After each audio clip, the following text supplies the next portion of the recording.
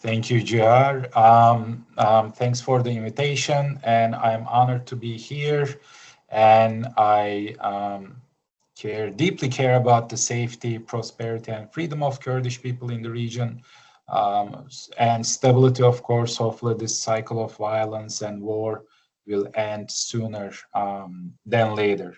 So I'll perhaps, since there were a couple of references to Turkey, the so-called peace process, maybe I should start with the, conceptualization of what is going on between the Turkish government and the PKK, but most particularly Abdullah Öcalan, right? The official name of this process by Ankara is Terror-Free Initiative, right? Terror-Free Initiative. And I think this tells a lot Ankara's perspective with regards to the issue. So the way that I define this process is a negative peace process. Negative peace process. I mean, as you know, in peace studies, positive peace refers to democratization, integration of the minorities, reforms, recognition of minority rights,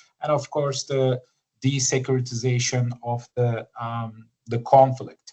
But when we say negative peace primarily seeks to desecuritization, right? Desecuritization, maybe the violence can be ended in negative peace, but you don't necessarily see structural reforms for the integration of the people or structural reforms to end the cycle of violence and conflict. So if we want to compare the current process, terror-free, as Ankara tells it, I call it negative peace process, with the first process back in 2013 and 15, that process was definitely a more positive peace process, right?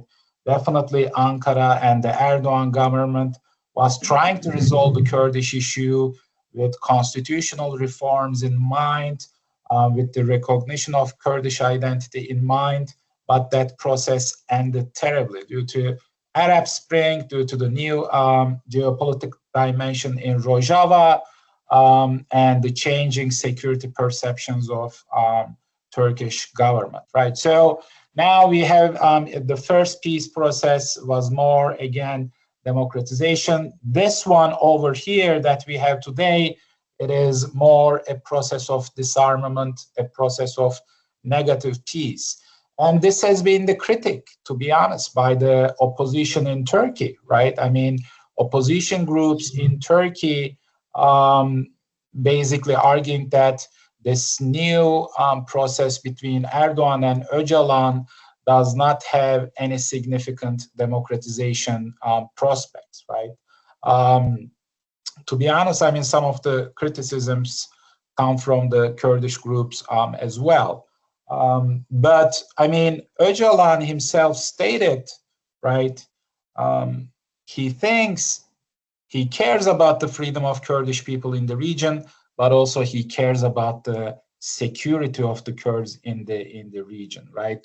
Öcalan specifically stated that in the fear that, especially in Rojava, he argued that Palestinization of Rojava, right? If the Turkish military could not be negotiated or stopped, the Kurdish people would suffer to a great extent in the region. So Öcalan definitely acting very strategically, I would say, pragmatically, despite his ideological background. So again, this recent process is more of a desecuritization process by Ankara, and also, you know, from Öcalan's perspective, pragmatically trying to secure the security of the Kurds in the region. And of course, Öcalan talks about democratic integration, democratic nation, right? Rather than secessionism, Öcalan emphasizes integration of the Kurds into the Turkish Republic, right? This was the main criticism of Kurdish movement in Turkey, that despite there has been a republic in Turkey, this republic was not democratic, right? So by democratic integration, Öcalan emphasizes the Kurdish integration to the state system, to the political apparatus in Turkey. So going back to the recent process, why this started, right? Out of a sudden, why this process started? Definitely the October 7 attacks back in 2023 initiated significant security perceptions by Ankara, because, you know, since the Turkish government has embraced a more Muslim nationalist discourse in the Middle East, especially in the aftermath of Arab Spring, the Israeli-Turkish relationships have been tense, right? And President Erdoğan, for many times, emphasizes the Palestinian cause, how he cares about the Palestinian cause, which created significant tensions with Israel.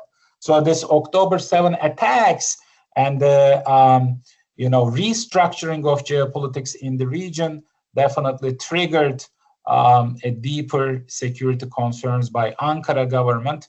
And this was perhaps one of the structural reasons why this process started. And Öcalan himself also criticized Israel's policies in the region as well. For some people, this is kind of the Öcalan and Erdoğan talks are kind of an anti-Israeli, alliance in the region. But of course, we can open this up further. But from the critics, I mean, the opposition groups in Turkey, they argued that this process started because of domestic reasons. By domestic reasons, they refer to the Erdoğan's electoral concerns, right? Erdoğan has been in power more than 20 years, and new presidential elections is coming up in 2028 officially, but a lot of people are saying that there's going to be early elections in 2027. So Erdoğan is trying to secure his position by, trying to allying with the Kurdish groups in Turkey. So critiques argue that this process serves the political interests of Erdoğan. So there are the domestic dimensions, domestic discussions of this process, and also the regional. The Kurdish perspectives have mostly been the regional perspective, right? That Turkey is deeply feeling insecure with the rise of Israel in the region. So this process started because of that, right? Especially in Syria. Syria has basically become a buffer zone between Israel and Turkey, because Israeli military is in southern Syria and Turkish military is northern Syria. So any small miscalculation could turn into a really catastrophic results. Israel has a strong military. Turkey is a member of NATO, has the second largest military in NATO. So any tension between Israel and Turkey would definitely end up in catastrophe. Okay, so this was the Kurdish perspective in terms of the initiation of the terror-free initiative. But again, the critics emphasize the domestic dimensions of it.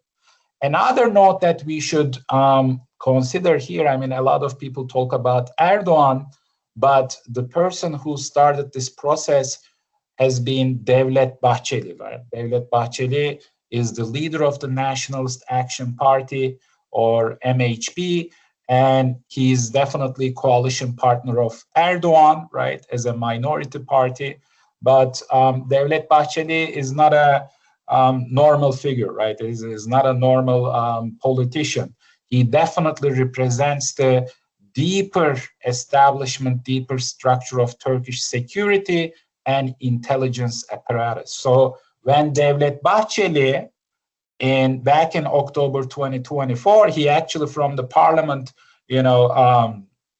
chair, he called Öcalan to come to the Turkish parliament and make an announcement to end the violence. So this was a huge paradigmatic shift in Turkish politics, right? Because Devlet Bahçeli and in Turkish nationalism, basically its existential presence has been based on anti-Kurdish stance and, military solution to the Kurdish question. But Devlet Bahçeli calling Öcalan to the Turkish parliament was definitely a shock to many in Turkey. So Devlet Bahçeli initiating this process, of course, in relation with Erdoğan, is a very significant indicator that this is primarily a security measure by the Turkish government, right? Rather than a democracy measure, rather than a deep democratization measure. But I mean, the Kurds argue that,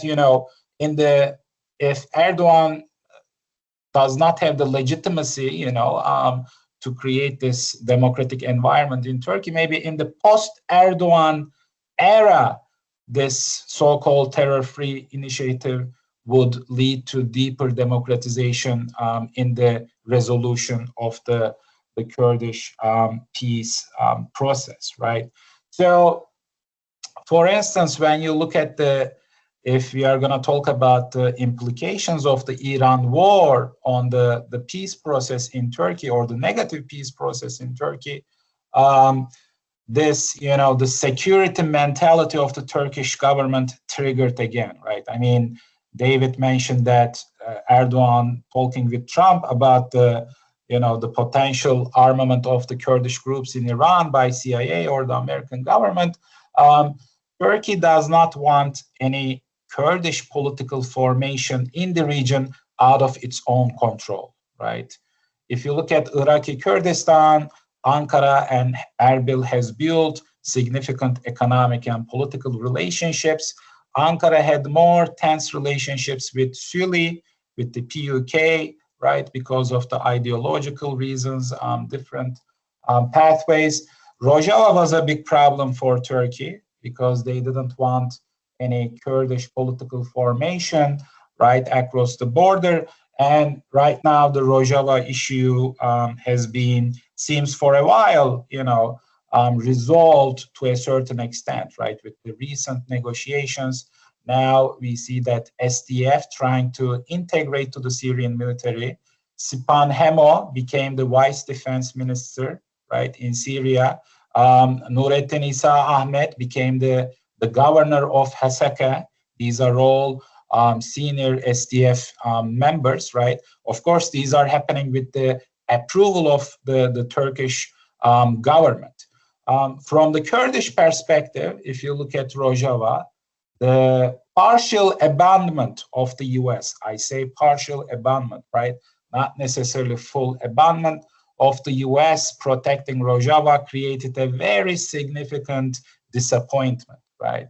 That's why the Kurds in Iran, I think, talk about the engagement with the US, right? If the US does not provide any long-term political guarantees to the Kurds in Iran, the Kurds in Iran would not want to make the move, right? Working with the American and Israeli military over there. So Rojava created a significant, I think, lesson in the short term for the Kurds in Iran. So what I am trying to say from Ankara's perspective, the Iraqi Kurdistan is not a big threat for Turkey anymore, at least the Erbil government, right? The KDP.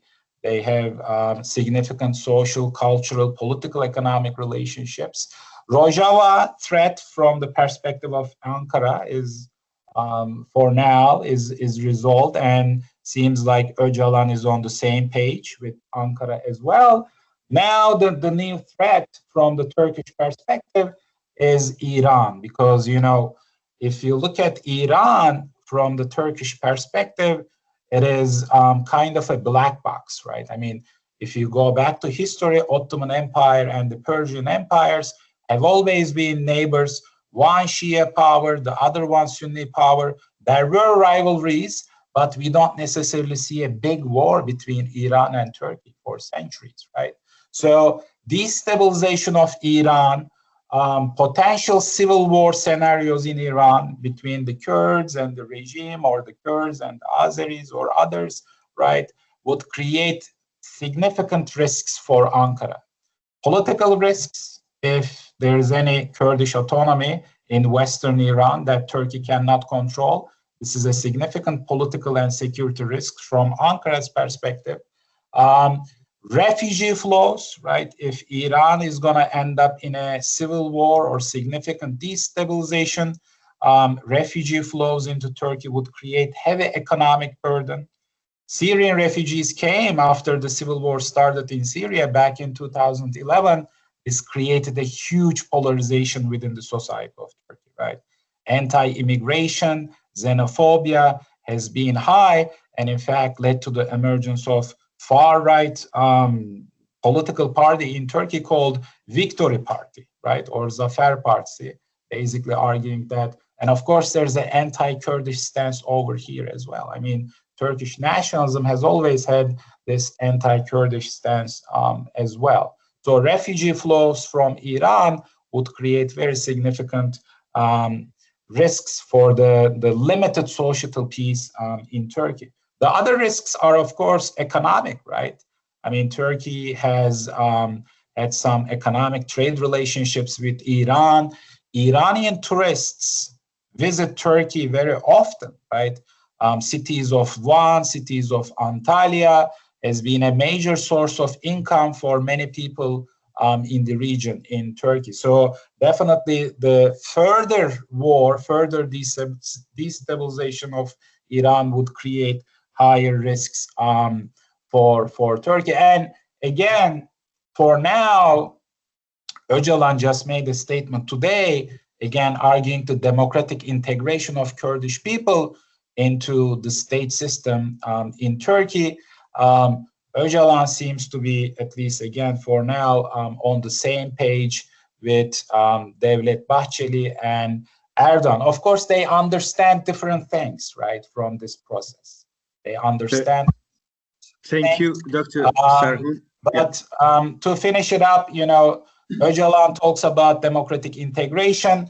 Ankara talks about security concerns. Thank you. Thank you, Jiar, and I'll answer your question and go back to the internal Kurdish debate with regards to independence versus integration. But the Turkish leverage is not weak, right? As I mentioned, it's a member of NATO, it's a close ally of the US, and under the Erdoğan government's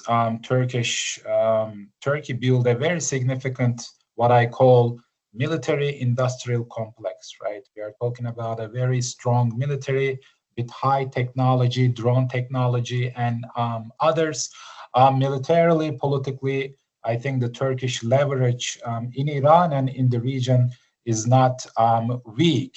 I mean, I don't know if Erdoğan convinced Trump about, you know, not arming the Kurds, but at some point, if Americans want a regime change or want a, you know, ground offensive in the region, they will need some boots on the ground from the local people, and that's going to be the Kurds, right? Why the Americans are not, you know, relying on Baluchis or the Azeris? Because they know that the Kurds would be, you know, closer to their mission. So Turkish leverage is not weak, but it doesn't determine everything over there in the region, right? Again, I think a regime change in Iran, as long as it creates stability inside, Turkey would not oppose it.